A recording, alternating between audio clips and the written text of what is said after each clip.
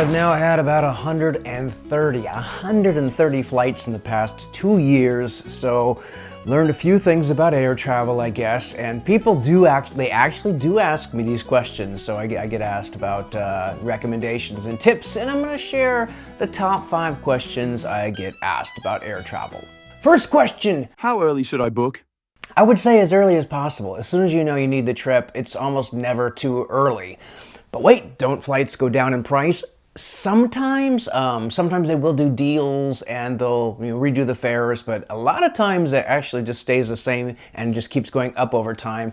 I would say for sure within the last month it's going to go up and just keep getting worse and worse. But even a few months before that, yeah, especially when flights are going to start selling. If it's a popular place, and it's going to start selling out. So as early as possible, I always do. One thing to help is get tickets that are changeable or cancelable for credit.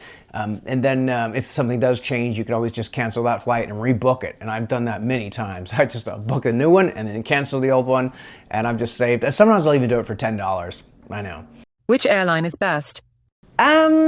That's real. I haven't flown them all. I would think Alaska I fly most, and I do like a lot of things about Alaska for domestic travel. They cover a lot of places, and the seat selection, the MVP program, or just their mileage program in general has worked really well for me. I find their miles go the furthest, furthest on that one.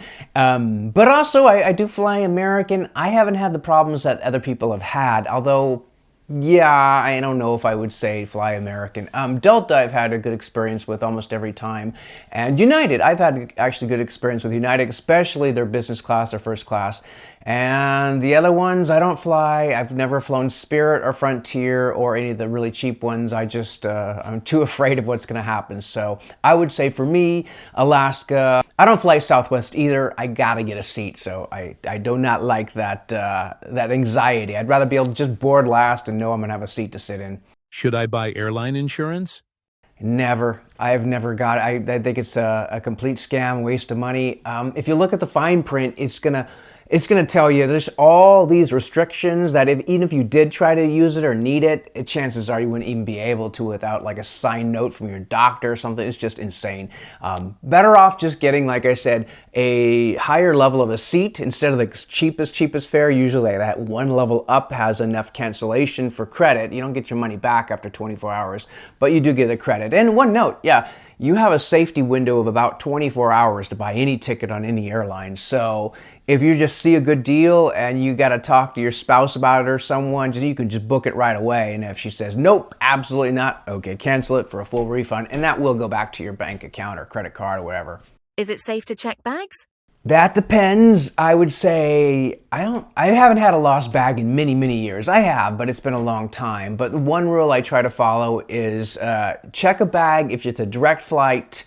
That's probably the safest instance where they're probably not going to lose your bag. No guarantees. But if you have a layover, then consider that your percentage or chances are going to go down if that layover is with a different airline. So if you start out on Alaska and then your second flight is American, then I think the percentage kind of shoots way up that something could happen. It doesn't mean it will. And I think most of the time they do get it right. You hear the stories where they don't. But yeah, layovers kind of change things. If I get a layover, I try not to check a bag. And if I have a layover with a different airline, then I definitely don't like to risk it then. How early should I arrive? And this really is an important one because you don't want to miss a flight because security was too long.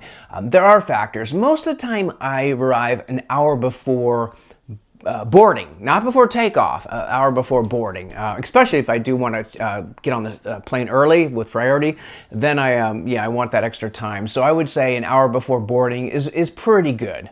And this is assuming you do have TSA pre-check. If you don't, those lines can be, just crazy long, especially around holidays. So if it's a holiday, yeah, add extra time. And if you don't have TSA pre-check, add extra time. And if you've got Clear, then great. Yeah, the same rule for Clear.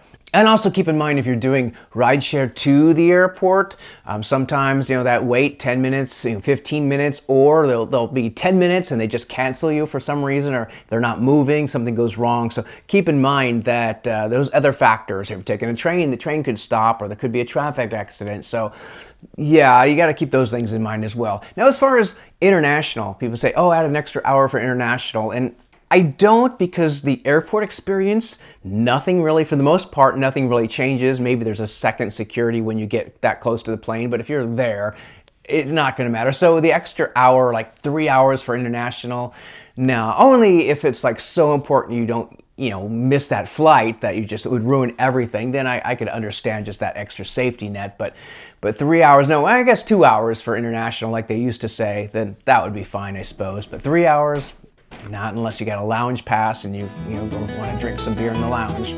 And that's it. 5 quick questions I get asked about air travel. There are exceptions for all of them, of course. If you have more questions or things you're curious about, then feel free to ask, and I'll try to cover them in the next 5 questions. So that's it for now. Cheers.